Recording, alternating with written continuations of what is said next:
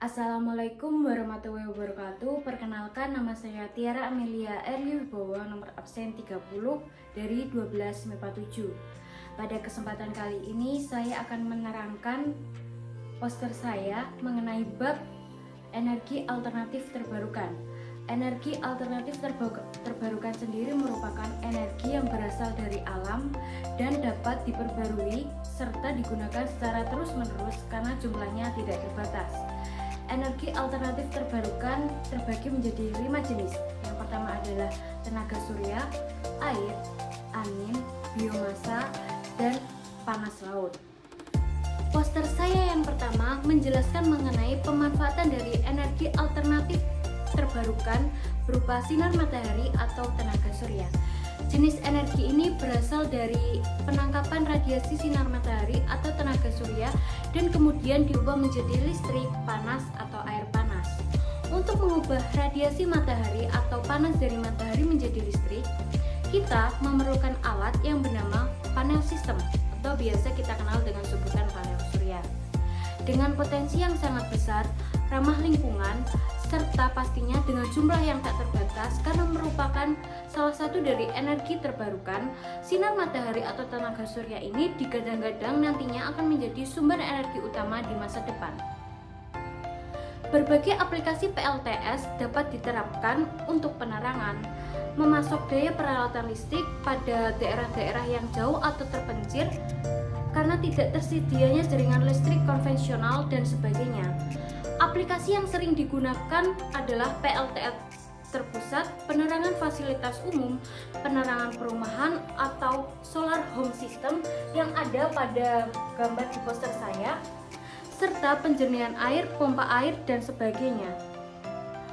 Selain itu, pemanfaatan energi alternatif sinar matahari dapat disimpan untuk digunakan saat matahari tidak bersinar atau tidak terbit, contohnya ketika di malam hari. Pemanfaatan ini digunakan sebagai sumber energi pada peralatan yang bertujuan untuk membantu kehidupan dan mempermudah kehidupan manusia.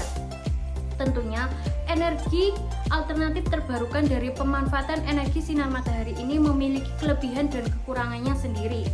Kelebihan dari pemanfaatan energi surya sebagai pembangkit listrik adalah jumlahnya tak terbatas atau sangat melimpah karena kita tahu sendiri bahwa sinar matahari akan terus bersinar dan tidak akan habis kecuali di malam hari. Serta yang pasti adalah ramah lingkungan karena dengan memanfaatkan sinar matahari sebagai pembangkit listrik tidak akan menghasilkan emisi buangan dan tentunya pemanfaatan dari energi sinar matahari gratis. Kekurangan dari pemanfaatan energi ini adalah membutuhkan banyak biaya untuk pemasangan panel surya. Seperti yang kita tahu, panel surya sendiri merupakan suatu alat yang mahal.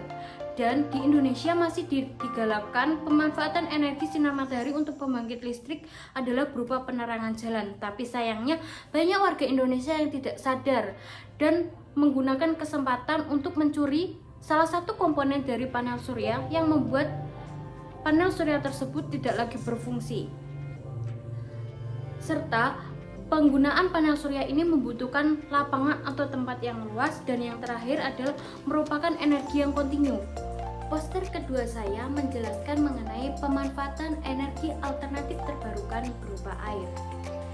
Energi ini dapat dimanfaatkan dan diubah menjadi listrik atau pembangkit listrik tenaga air tanpa meninggalkan emisi gas rumah kaca seperti pembangkit listrik yang menggunakan bahan fosil. Berbeda dengan sumber energi alternatif terbarukan lainnya, air bekerja secara non-stop dan ketersediaannya akan terus dihasilkan oleh adanya siklus hidrologi atau yang biasa kita kenal dengan sebutan siklus hujan. Pembangkit listrik tenaga air atau PLTA dihasilkan dari energi potensial air yang kemudian diubah menjadi energi mekanik. Yang nantinya energi mekanik ini diubah menjadi energi listrik oleh generator dengan memanfaatkan ketinggian dan kecepatan air. Selain menjadi pembangkit listrik, PLTA juga bermanfaat bagi sektor pariwisata. Salah satu contohnya adalah bendungan yang ada di Jatiluhur. Meskipun mendatangkan banyak manfaat, pembangkit listrik tenaga air yang memanfaatkan bendungan memiliki dampak lain seperti dapat mengganggu ekosistem yang ada di danau atau sungai yang dimanfaatkan oleh bendungan tersebut, serta pembangunan yang memakan biaya dan waktu yang cukup lama, serta kerusakan pada bendungan yang dapat menyebabkan risiko kecelakaan dan kerugian lain yang besar. Oleh karena itu, perlu dimanfaatkan aspek-aspek lingkungan serta keselamatan agar pemanfaatan bendungan dapat dilakukan secara maksimal.